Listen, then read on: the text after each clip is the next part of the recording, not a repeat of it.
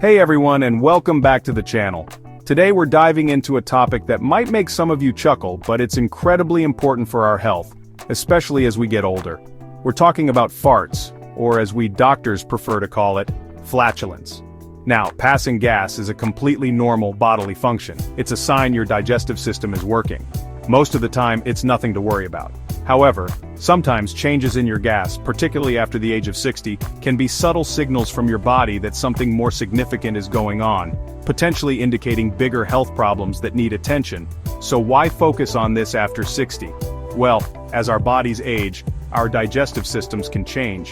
Things might slow down, our gut microbiome can shift, and we might become more sensitive to certain foods. These changes can manifest in different types of gas, and some of these warrant a closer look. In this video, I'm going to walk you through 5 specific types of farts that older adults in particular shouldn't ignore. We'll break down what they might mean and why paying attention to these signals is crucial for maintaining your health and well-being. And listen, I get it. Talking about farts can feel a bit embarrassing. But this isn't about embarrassment. It's about empowerment. It's about understanding your body better, and knowing when a seemingly minor symptom could be a clue to an underlying health issue. My goal here is to provide you with clear, straightforward information that can help you stay proactive about your health. So please, stick around because we're going to cover some surprising information that could genuinely make a difference in your daily well-being and help you identify when it's time to have a conversation with your doctor. Alright, let's get right into our first type: foul-smelling farts that linger unnaturally long. We've all experienced smelly gas from time to time, maybe after a particularly indulgent meal, but what I'm talking about here is a significant change. A persistent, unusually strong, and pungent odor that really hangs in the air, much more so than what you'd consider normal for you.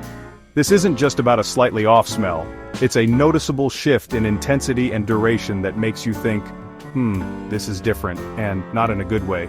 It's the kind of odor that you, and perhaps others, can't help but notice due to its pervasive and lingering nature. One of the primary culprits behind this kind of persistent foul odor can be an imbalance in your gut bacteria.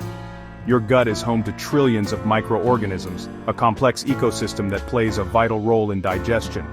When this ecosystem is out of whack, perhaps due to diet, medication, or age-related changes, certain types of bacteria, particularly those that produce sulfur-containing compounds like hydrogen sulfide, can proliferate.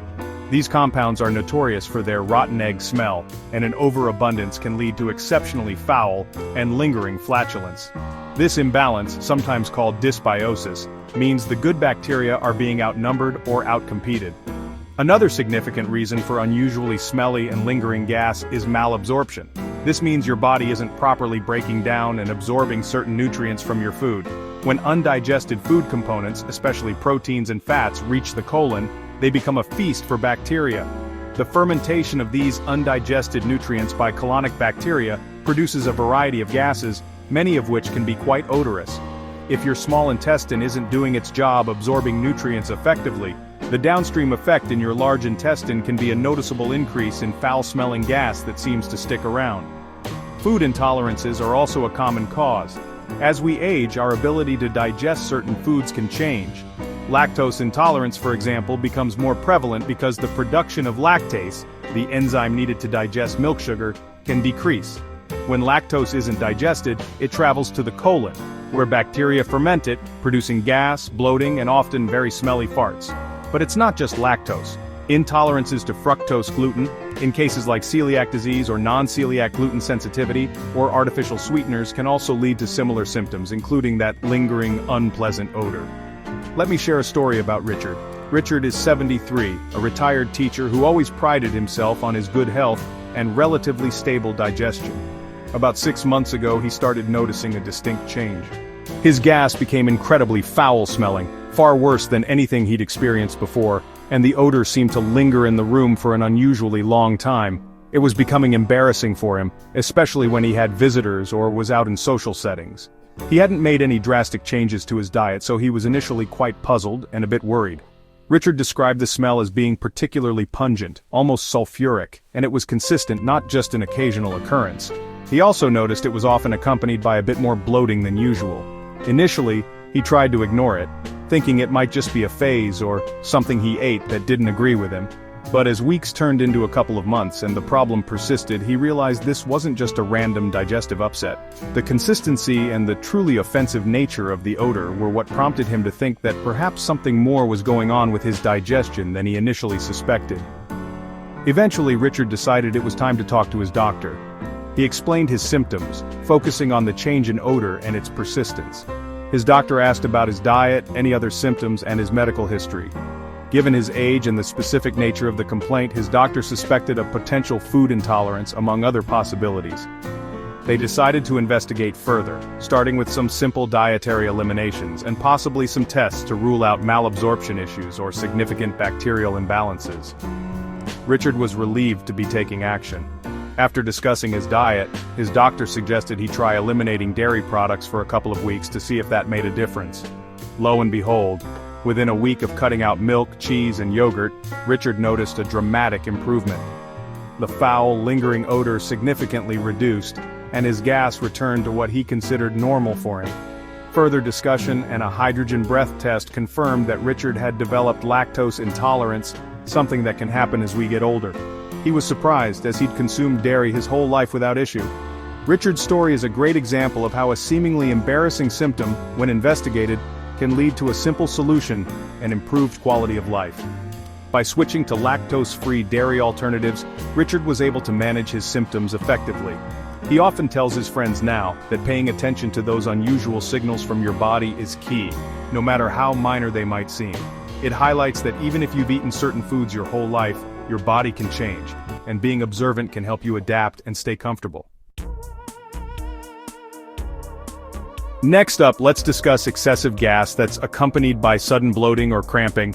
Again, everyone experiences gas and occasional bloating, but we're looking at a pattern here. A noticeable increase in the amount of gas you're passing, coupled with a feeling of your abdomen being uncomfortably full or distended, and sharp or crampy pains. This isn't just a little bit of post-meal puffiness, it's a more persistent and bothersome trio of symptoms that can really impact your day-to-day comfort and activities. The bloating might make your clothes feel tight, and the cramping can be quite disruptive. One common reason for this combination, especially in older adults, is slowed digestion. As we age, several factors can contribute to our digestive processes becoming less efficient. The muscles in our digestive tract might contract with less force or coordination, meaning food moves more slowly through the system. Production of digestive enzymes, which are crucial for breaking down food, can also decrease. When food lingers longer in the gut, particularly in the colon, it gives bacteria more time to ferment it, leading to increased gas production, which in turn can cause that uncomfortable bloating and associated cramping. Food intolerances, which we touched on earlier, are also major players when it comes to excessive gas, bloating, and cramping. If your body struggles to digest specific carbohydrates like lactose in dairy, fructose in fruits and sweeteners, or fructans in wheat and onions, these undigested sugars reach your colon. There, gut bacteria go to town, fermenting them and producing gases like hydrogen, methane, and carbon dioxide. This rapid gas production can stretch the intestines, leading to that awful bloated feeling and triggering painful cramps as your gut tries to cope with the increased volume. It's also important to consider that this cluster of symptoms, excessive gas, sudden bloating, and cramping, can sometimes be early indicators of other bowel issues. Conditions like irritable bowel syndrome, which can develop or change with age, often present with these symptoms. Small intestinal bacterial overgrowth, where bacteria from the colon migrate into the small intestine, can also cause significant gas, bloating, and pain due to premature fermentation of food. While less common, persistent symptoms could even hint at issues like diverticulitis, especially if accompanied by tenderness or fever, so it's not something to dismiss lightly. Let me tell you about Nancy. Nancy is 76, a vibrant woman who loves gardening and her weekly book club. She started experiencing a really troubling amount of gas, much more than ever before. Along with it came significant bloating that made her feel like she had swallowed a balloon, and intermittent sharp cramping pains in her abdomen. These symptoms were new for her and began to interfere with her enjoyment of her hobbies and social life. She found herself declining invitations because she was so uncomfortable and worried about her unpredictable digestion.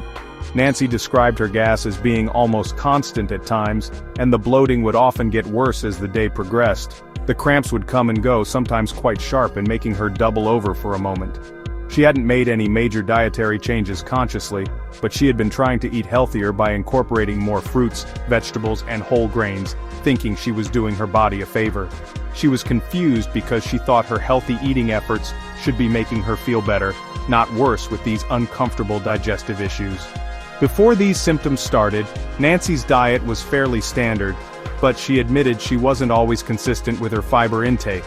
In her recent efforts to boost her health, she had significantly increased her consumption of high-fiber foods like beans, lentils, broccoli, and whole wheat bread, all at once.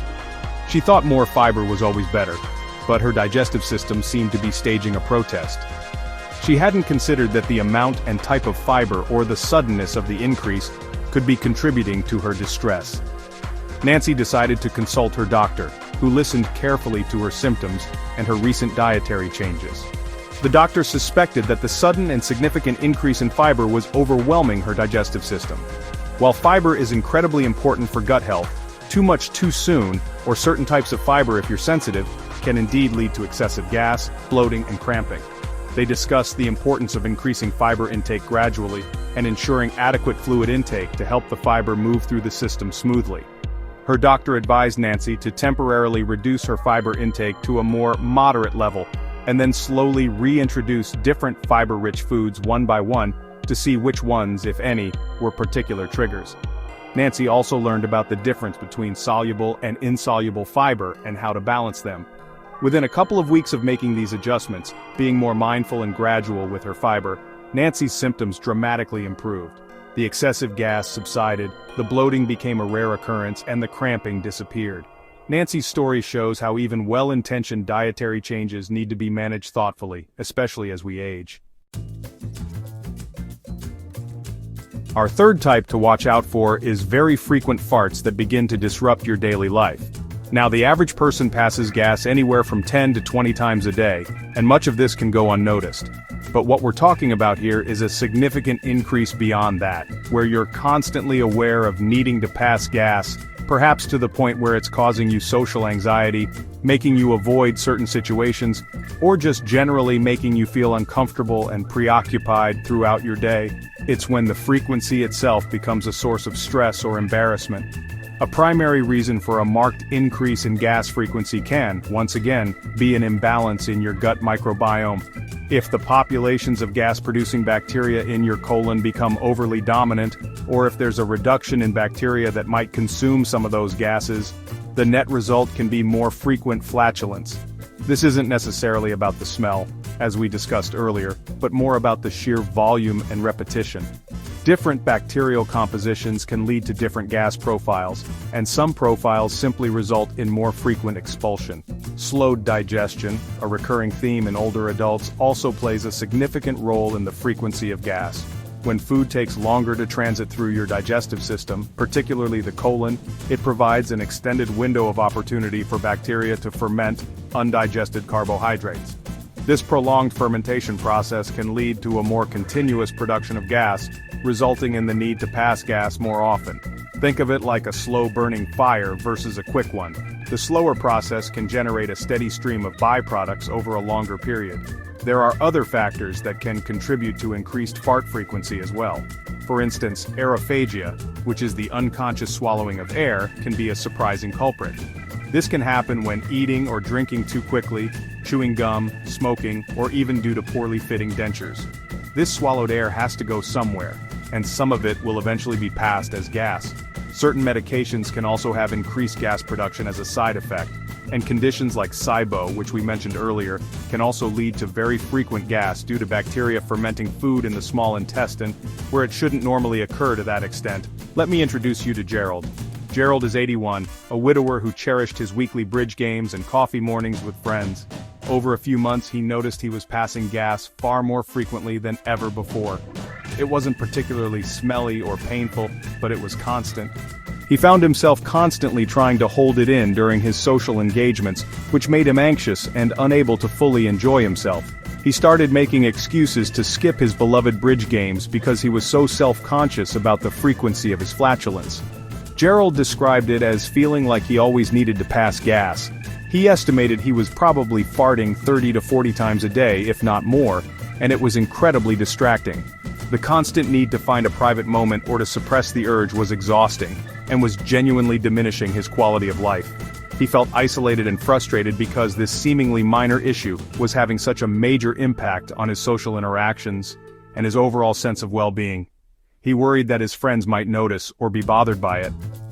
Before seeking medical advice, Gerald tried a few things on his own. He experimented with cutting out certain foods he thought might be triggers, like beans and cruciferous vegetables, but it didn't seem to make much of a difference. He also tried over-the-counter anti-gas medications, but they offered little relief from the sheer frequency of the issue. He was at a loss and felt like this was just something he had to live with as he got older, which was a disheartening thought for such a sociable man. Feeling increasingly isolated, Gerald finally mentioned it to his daughter, who encouraged him to see his doctor.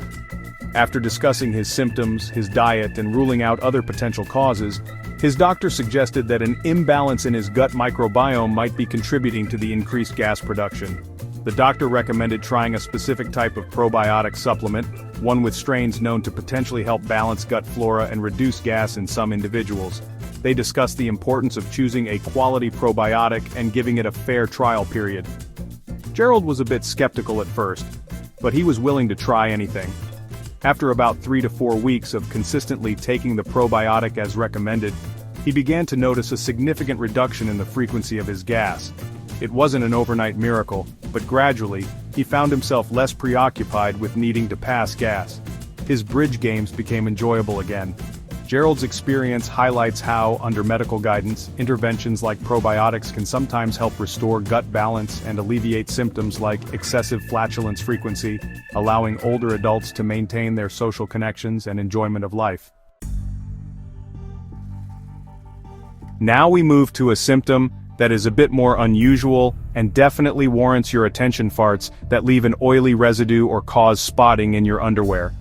This isn't just about the gas itself, but about what might be accompanying it. If you notice an oily sheen in the toilet bowl after passing gas, or greasy stains on your underwear that weren't there before, this is a distinct sign that your body might be struggling to digest and absorb fats properly. This symptom is often referred to medically as steatorrhea, which essentially means fatty stools, but it can manifest with gas too. The presence of oily or greasy discharge with gas is a strong indicator of fat malabsorption. Normally, dietary fats are broken down by enzymes and bile in your small intestine and then absorbed into your body. If this process is impaired for any reason, undigested fat travels through your digestive tract and is eventually expelled. This undigested fat can give your gas an oily quality, or it might appear as an oily leakage or spotting, sometimes independent of a bowel movement, or alongside very loose, pale, and particularly foul-smelling stools.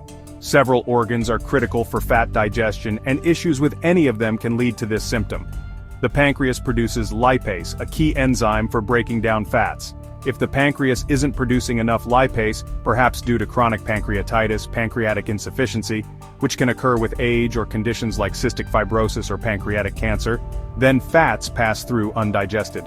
This is a serious concern because the pancreas plays such a vital role not just in digestion but in overall metabolic health. The gallbladder also plays a crucial role by storing and releasing bile, which is produced by the liver. Bile emulsifies fats, breaking them down into smaller droplets that enzymes can then work on. If your gallbladder isn't functioning correctly, perhaps due to gallstones blocking the bile duct or inflammation, or if you've had your gallbladder removed and your body hasn't fully adapted, fat digestion can be compromised. This can lead to the characteristic oily discharge or spotting associated with fat malabsorption. Issues within the small intestine itself can also lead to fat malabsorption. Conditions that damage the lining of the small intestine, where nutrient absorption primarily takes place, can impair its ability to absorb fats. Examples include celiac disease, Crohn's disease, or SIBO, if it's severe enough to interfere with normal digestive processes and absorption in the small bowel. It is absolutely crucial to understand that oily gas or spotting is not a symptom to ignore or hope will go away on its own. It's a significant red flag. While it might seem like a minor inconvenience or just an embarrassing problem, it can signal underlying problems with your pancreas, gallbladder, or small intestine that require medical evaluation and management. Delaying a visit to your doctor could mean a delay in diagnosing and treating a potentially serious condition. When you see a doctor for this symptom, they will likely ask detailed questions about your bowel habits, diet, any associated pain, weight changes, and other symptoms. To diagnose the cause of fat malabsorption, they might order various tests. These can include stool tests to measure the amount of fat in your stool, blood tests to check for pancreatic enzyme levels or markers of inflammation or celiac disease, and imaging studies like an ultrasound, Connecticut scan, or MRI to look at your pancreas, gallbladder, and liver. Untreated fat malabsorption can lead to more than just uncomfortable and embarrassing oily gas. It can result in deficiencies of fat-soluble vitamins, A, D, E, and K, which are essential for various bodily functions, including bone health, vision, immune function, and blood clotting. It can also lead to unintended weight loss and malnutrition, even if you feel like you're eating enough, because your body simply isn't getting the calories and nutrients it needs from the fats you consume. Therefore, my message here is unequivocal. If you notice farts with an oily residue, oily spotting in your underwear, or very greasy, pale stools, please make an appointment with your doctor promptly. This is one of those symptoms where early investigation can make a significant difference in identifying the cause and getting the appropriate treatment. Don't dismiss it. Your body is trying to tell you something important about how it's handling fats, and it's essential to listen and seek professional medical advice without delay. Finally, we come to what I consider the most urgent category: farts accompanied by significant pain, any sign of blood, or unexplained weight loss. While gas itself is usually harmless, when it consistently presents alongside these other serious symptoms, it should be treated as a red alert. This combination isn't something to monitor or wait out. It necessitates prompt medical attention to rule out or identify potentially severe underlying conditions. Let's break down what these accompanying symptoms mean more clearly.